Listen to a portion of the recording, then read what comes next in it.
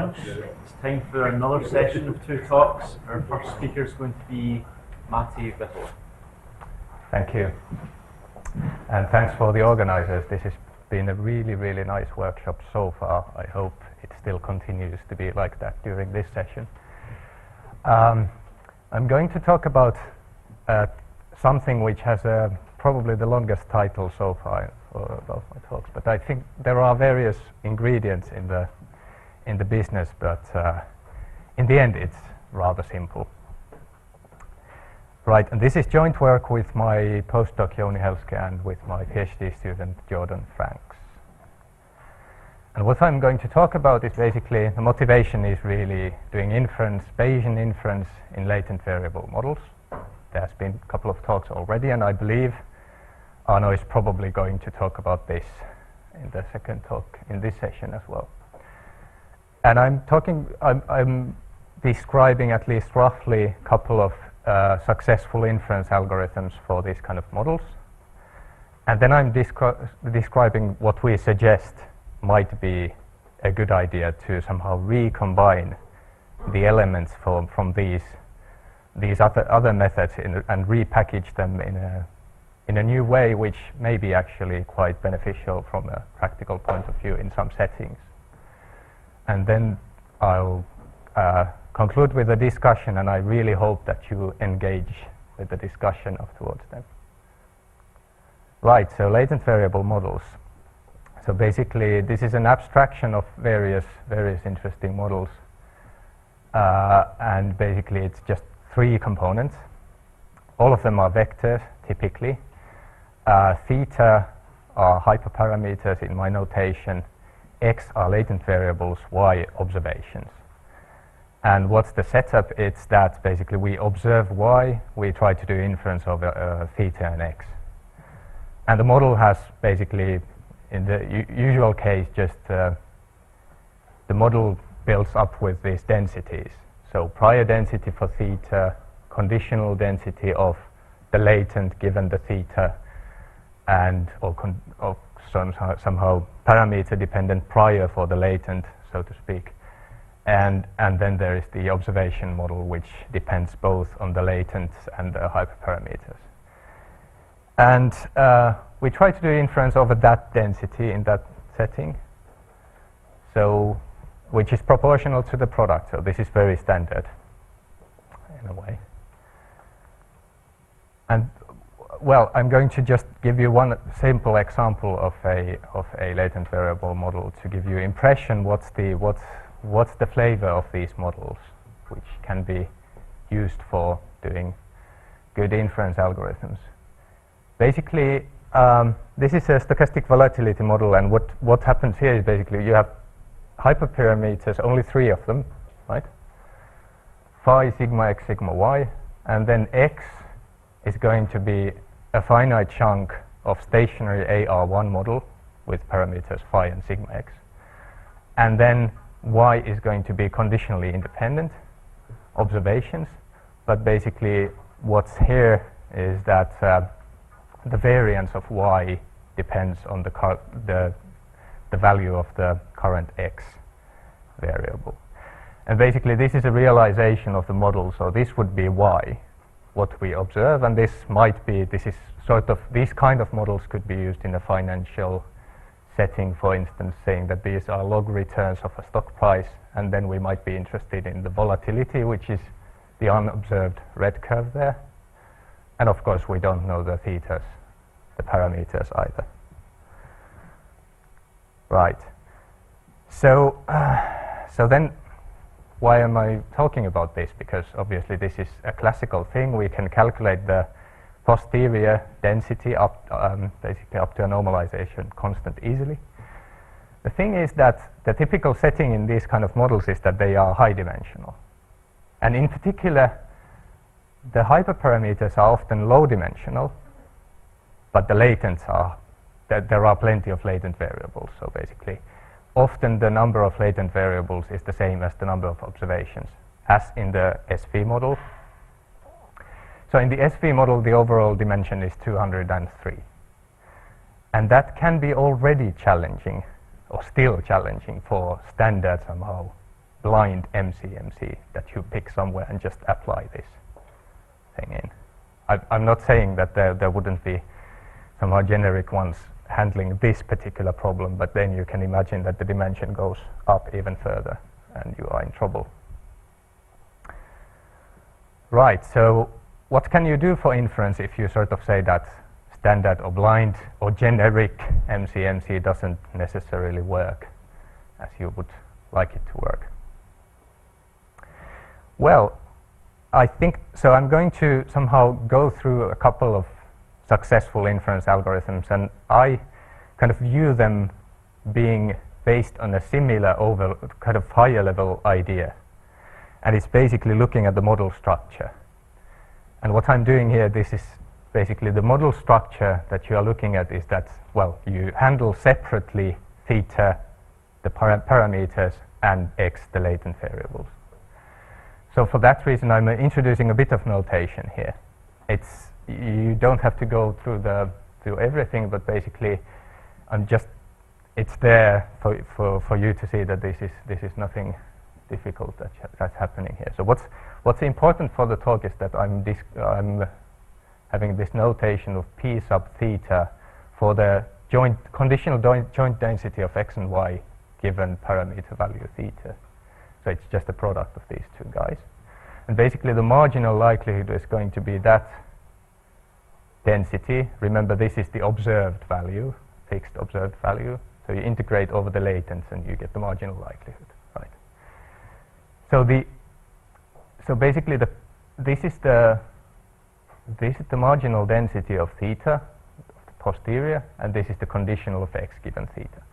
So basically you can in principle write this marginal as just being proportional to the prior times the marginal likelihood, and then this conditional density being just p sub theta normalized to be a probability, right? So there's nothing particularly difficult there. The thing is that if you think about it, you have a low dimensional distribution theta, and also in many cases you might have very little understanding of what's happening on the hyperparameters. You might have non-negligible uncertainty. That's why you do Bayes anyway.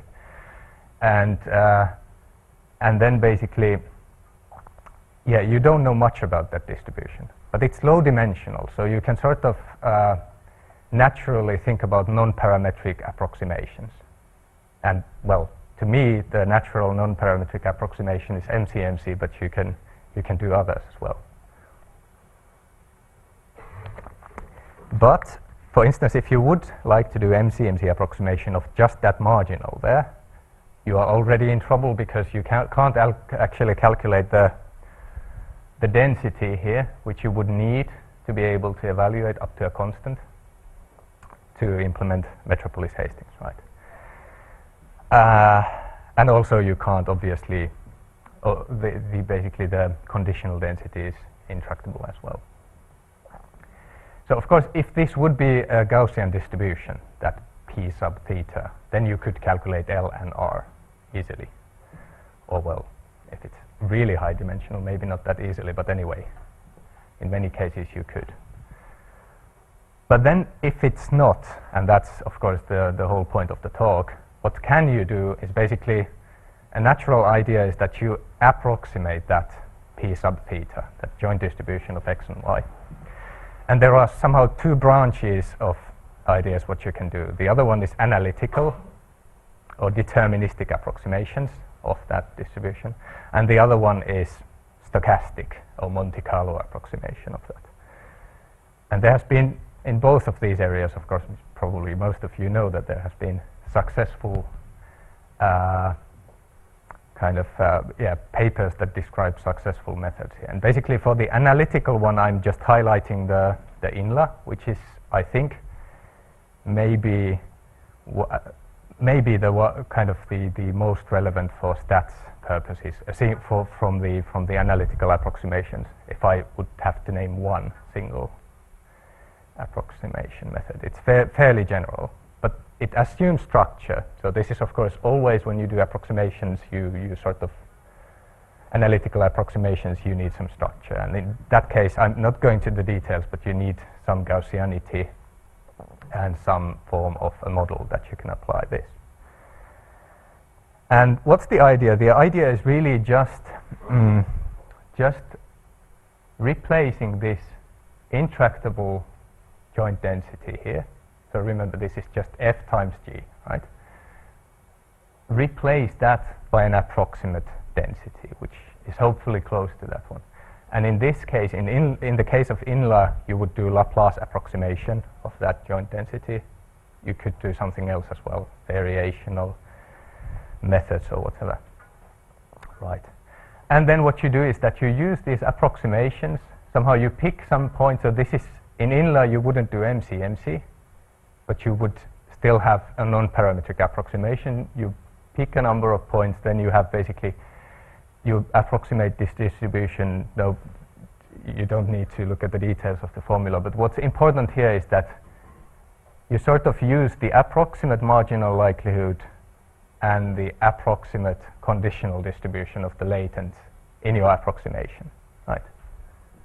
And these are just, this is the integral of that one over x, and this is similarly just normalized version of the p hat sub theta.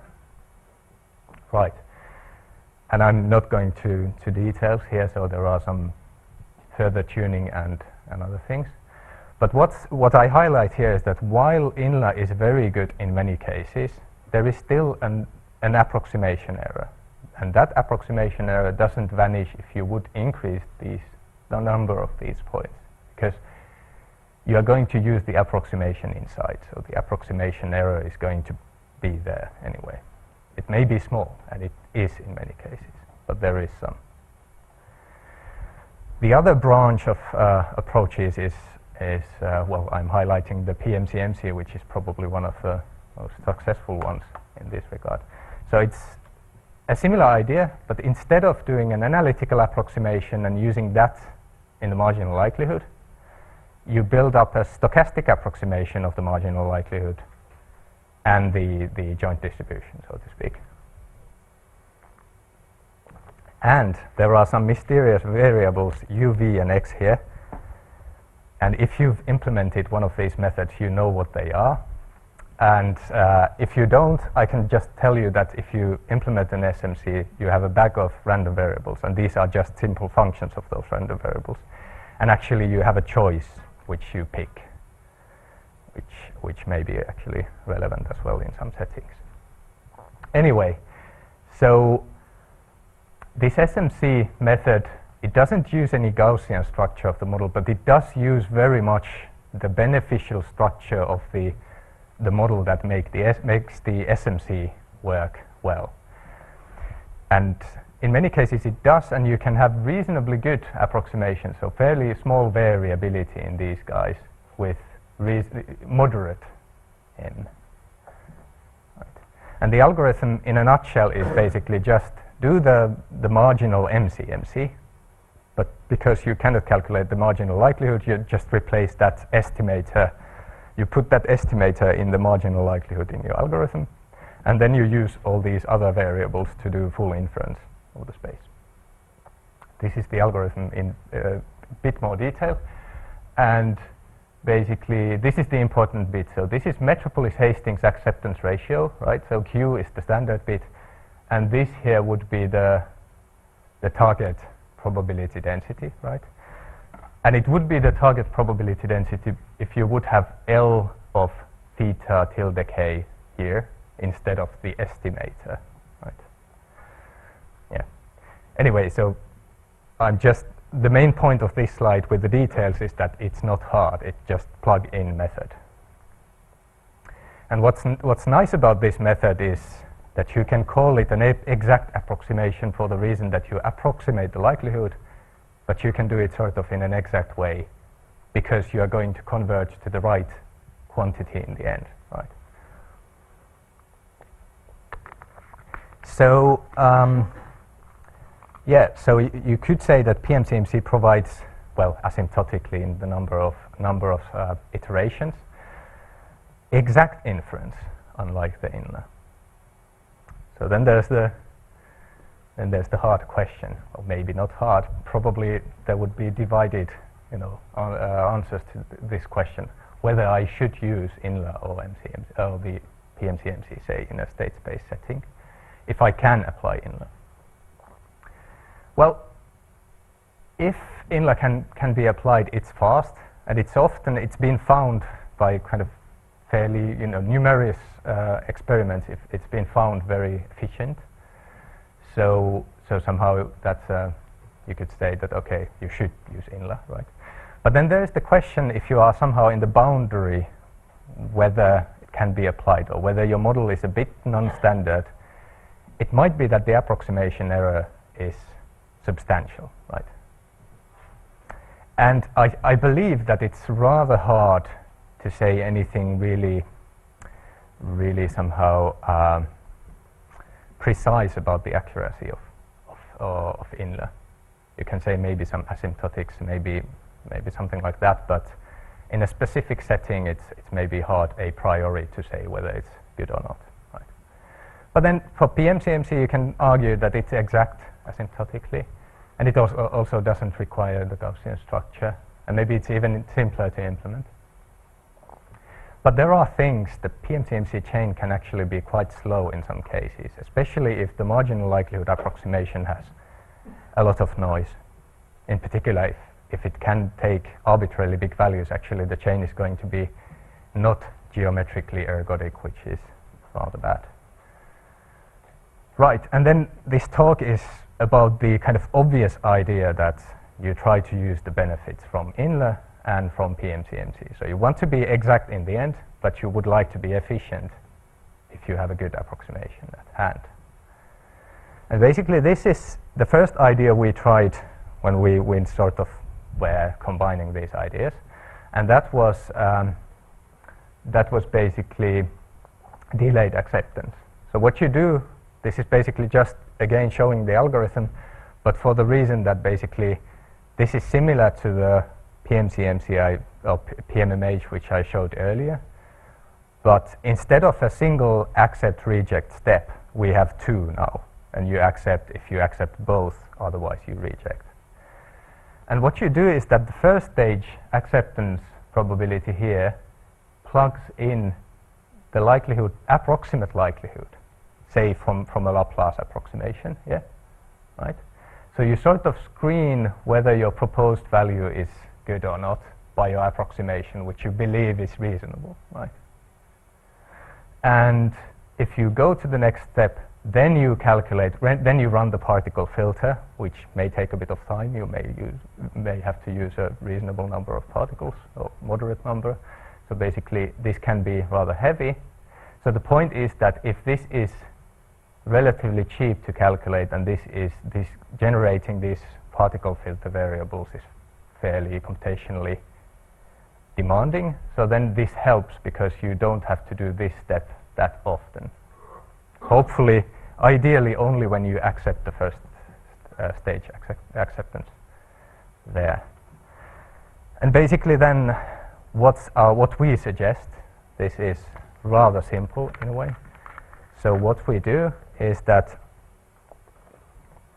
instead of doing the delayed acceptance, we do this. And what's the algorithm here? So basically this is exactly the beginning of the delayed acceptance algorithm, but we only have the first stage acceptance step. So basically we are doing approximate MCMC here, and then we are doing correction afterwards. And this is why it's called important sampling type, because obviously this is like self-normalized important sampling, but there's a bit of extra. You don't have to be exactly in an important sampling setting here. Can be a bit more general. Right, and the W's really are the U over L hats. So the estimator from the particle filter, say, and the L hat is the approximation from the Laplace. So you see the W is here in the delayed acceptance, and if you sort of look at this, then basically this is just an independent sampler accept reject step here, which we replace by weighting. importance weighting. So in a way, very old idea, very kind of obvious kind of idea, but I don't know whether this has been applied that much. I didn't see much literature in this particular. Well, I've seen similar things and we've tried to review them, but not maybe exactly in this kind of a setting.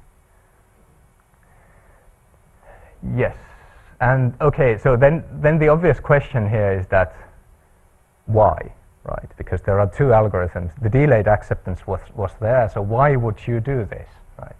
So instead of having one very good reason why to do this, I have 6. Maybe not that good in all cases, but I think they can be actually really, really substantial. So what's the nice thing, and this fits to the theme of the workshop, is that somehow if you look at the algorithm, this is the phase 1 is standard MCMC, sequential in nature, but you hope that that's not so difficult to do because you have the approximation that you can use there, the L hat, which is hopefully not that hard to calculate. Whereas this step can be rather computationally demanding. So basically calculating each of these U's can be computationally demanding. But here basically the steps are separated entirely, so phase 2 you can do a map and reduce with that one, I believe, right? So you basically do generate those random variables u, v, x, well, for every value of theta independently, right? And then also, if you look at this algorithm, so basically you can do also an estimator where you only take the accepted values of this algorithm. You use the so-called jump chain, or you can do any kind of thinning of the jump chain or the original chain to get less correlated thetas before you do the computationally heavy step here, right? And yes, so and then I think this can be a good thing. So basically the approximate marginal MCMC, if it doesn't rely on estimators, like in this example here, so this is sort of standard MCMC. So if you would do a random walk, for instance, it's rather easy to do adaptation or whatever with that, and you wouldn't have to worry about the possible stickiness or the bad behavior of the pseudo-marginal algorithm. So that stochasticity of the likelihood estimators only appears in this estimator, and it's entirely independent operation, so it's possibly a bit more transparent what happens.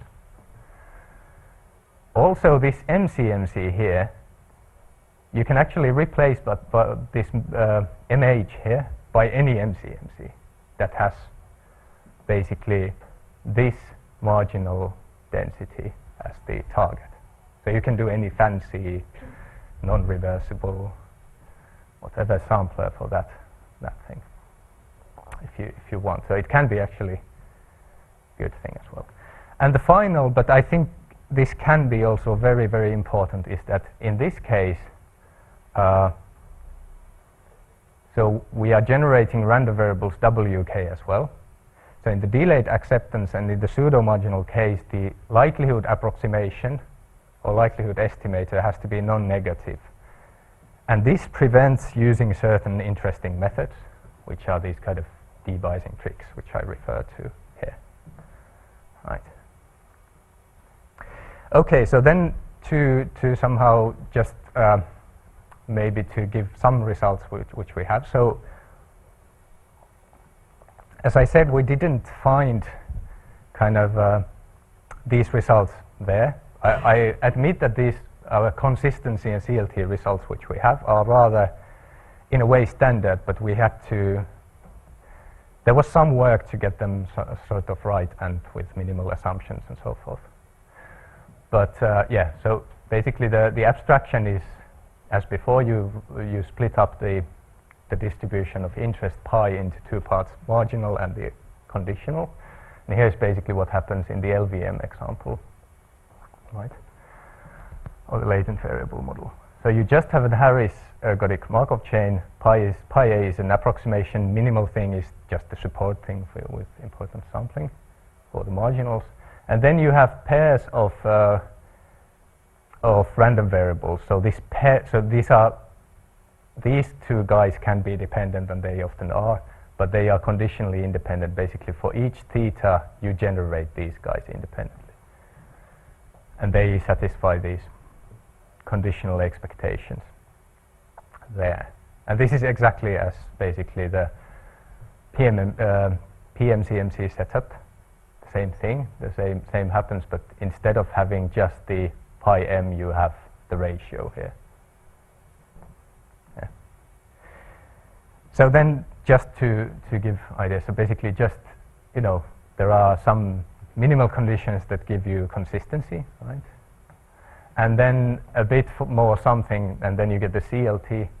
But for the CLT, the most important thing which I want to highlight here is this part here, is that basically, in a way, in the CLT asymptotic variance, the effect of the, so to speak, the MCMC asymptotic variance is one term, and then the noise in the importance sampling correction that you have in the particle filter, for instance. So that appears as a separate term. And you can even, there's a simple estimate, you can estimate this easily, this second term.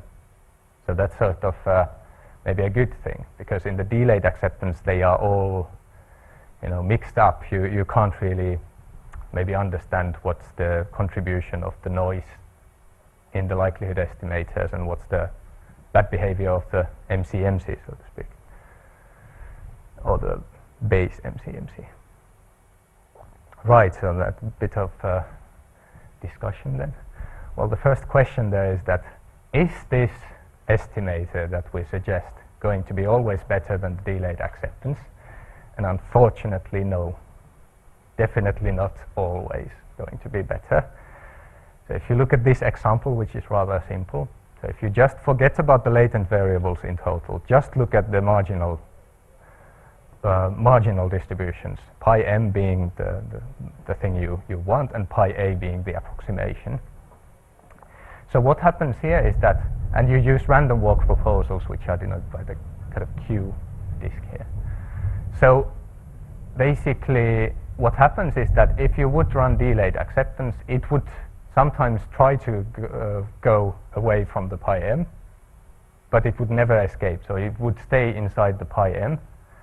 Whereas the importance sampling correction would wander around here, and this would be just useless work because all the interesting things happen here, right? So you can, of course, make all the kind of equations for this and show that the asymptotic variance is worse, but and you can make it arbitrarily bad, really. But basically, that's how it goes. So it should be rather intuitive that in this case you shouldn't do IS but DA instead. But it's not the other way either, and it can be arbitrarily bad the other way as well, basically. So delayed acceptance can be much worse. Well, in this case, basically what you do, you modify the previous example by putting another mode here. So actually, if you think about the example, this wouldn't even be a reducible, irreducible chain. This would be reducible. It wouldn't be able to jump from this mode to the other if you do random walk steps of this size, right? But if you would have an epsilon, really small epsilon mass outside these, it would still be very, very, very badly mixing. Whereas if this approximate distribution here is uniform, you would sort of mix easily across the modes. So it can be either way, right? And then, well, can we say something about the IS and DA? Well, the first thing is that, well, if you think about these examples, I think it's fair to say that pi a is not a brilliant approximation of pi m in these examples, right? They are quite dissimilar, right? And in practice, you would expect that they are close to each other. So these are not really practical examples. They are pathological examples. So we tried this in practice in the state space setting, actually with a stochastic volatility model. And these are the results from that. And basically just maybe you look at, well, this is that you generate those U's, V's and X's using just sequential importance sampling, and this is when you use SMC. But basically, I think the most relevant comparison is between DA and IS2. So IS2 is the jump chain estimator, so only you only correct the accepted values of the Markov chain, and that should be sort of, it's less expensive than DA, which shows here with the computing time. And then this here is basically inverse relative efficiency. So that's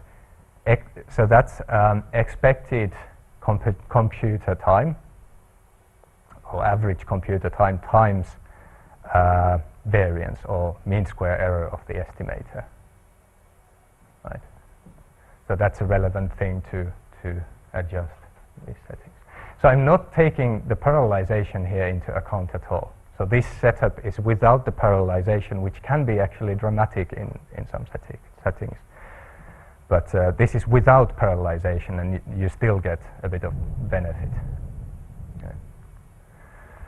Right, so then can we say something more? So we can say something, we can have these not very tight, but some upper bounds on the, or some bounds between the asymptotic variance of the importance sampling estimator and the delayed acceptance. So there's basically a constant and another additive factor here. I'm not going to the details. There's a paper for you if you want to check that. Somehow the point here is that even this result, if you have C being sort of reasonably moderate, and if you have that parallelization, it may be that even with this bound, parallelization is sort of guaranteed to give you better result in the end, because the IS is really the second phase is just parallelizable like that. With the DA, it's sequential in nature. So you can't really, well, you can maybe parallelize some of the sub-blocks inside, but it's harder at least. And so there is an upper bound on the importance weight. So at least in the latent variable setting, actually, because you are anyway having an approximation, so you can actually enforce your approximate likelihood to be bounded from below, right? And that ensures that you are going to have bounded weights, but then you have to have the estimators also bounded. But, that's another story. It's not a ridiculous condition, that's what I try to say. Right, so then to the conclusion. So, well, if there is an approximation, use it, even if you would do Monte Carlo. It makes sense. So yeah, in our experiments, we did them with approximation and without, and you can really tell. So even this, if you are wondering, this pseudo-marginal, and this is also based on a proposal, or it's inside the pseudo-marginal that you use the approximation. They should be comparable, right? And I believe that the IS estimator way can be actually quite a natural way to use these kind of approximations. Can be competitive against DA, not guaranteed to be uniformly better, not applicable in all possible settings, because DA can do something else. You know, it doesn't have to be that after first accept reject state of DA you would be even ergodic, right? So you know, this is less general. But if you are really targeting an approximate marginal, you can use it. It's basically what we've done. There are 2 papers, still revising the first one, so there's going to be a revised version, hopefully more readable after possibly less than a month. And there's a recent one of the comparisons as well. And what we are doing at the moment is basically trying to apply, or we are applying this beyond the state space context, because our experiments were in the particle MCMC and kind of state space context, but you can do something else as well. We are sort of interested in the application where the approximate chain is also a pseudo-marginal, right? And that's all possible. I mean, the theory is, it's there, it's nothing. You can do that. And basically you can think about, for instance, having a discretized diffusion being part of your state space model, and that's your approximation, right? And then you do perfect sampling to get the correction. And I think the perfect sampling ideas are really, really nice, but I've heard that they are quite computationally demanding in many cases. So you could sort of think that the parallelization really pays off in this kind of a situation. And then we try to understand how these things work more precisely than having just the upper bound. Right, okay. Thank you.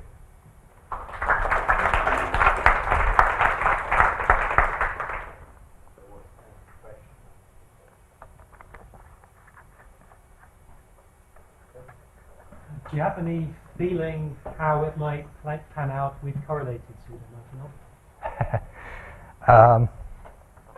Yeah, well, it's hard to say anything somehow.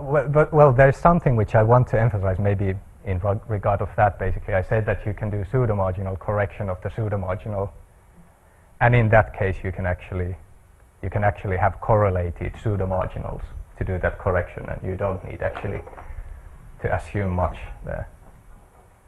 So it can be good. But yeah, for the Arno's algorithm, I couldn't say which one is better.